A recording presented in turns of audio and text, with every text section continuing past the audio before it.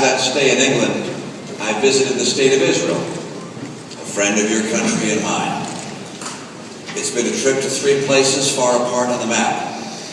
But for an American, you can't get much closer to the ideals and convictions of my own country than you can in these places.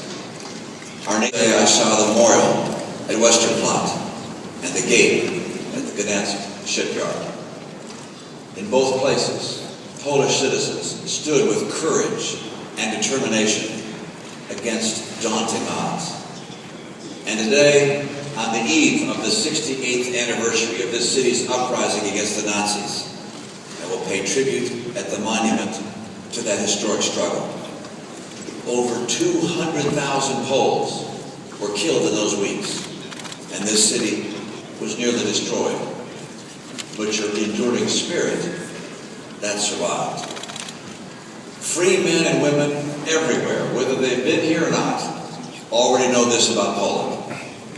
In some desperate hours of the last century, your people were the witnesses to hope, led onward by strength of heart and faith in God, not only by force of arms, but by the power of truth in villages and parishes across the land. You shamed the oppressor and gave light to the darkness. Time and again, history has recorded the ascent of liberty, propelled by souls that yearn for freedom and justice. There was one who has a unique and special place in our hearts, Pope John Paul II. When he first appeared on the balcony above St. Peter's Square, a correspondent on the scene wrote to his editor with a first impression. "This is not just a pope from Poland," he said. "This is a pope from Galilee." In 1979, Pope John Paul II celebrated Mass with you at a square not far from here. He reminded the world that there would be no justice in Europe without an independent Poland.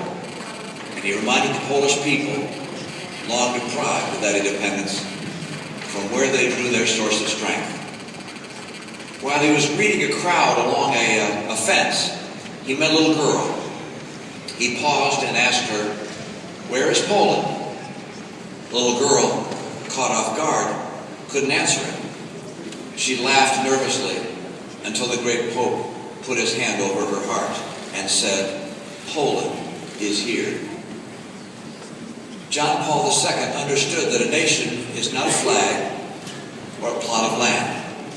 It is a people, a community of values, and the highest value Poland honors to the world's great fortune is man's innate desire to be free.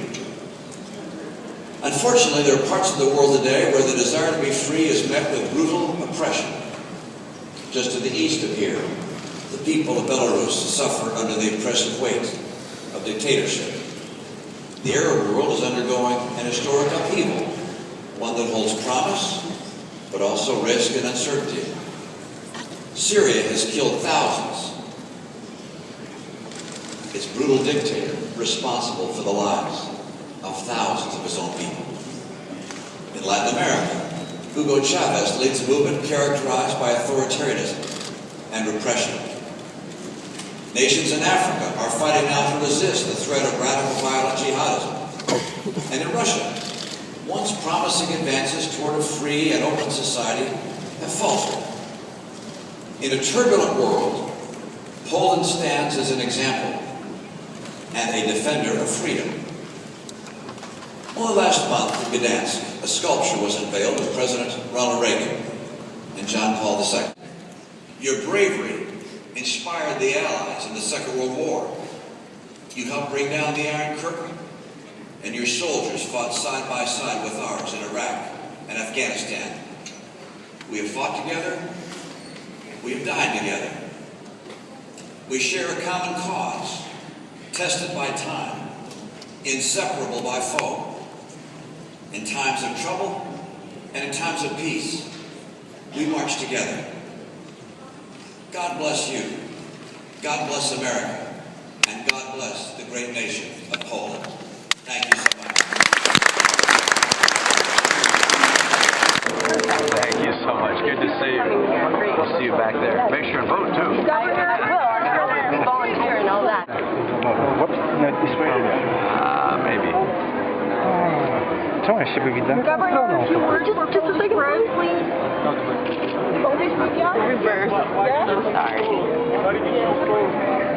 sorry.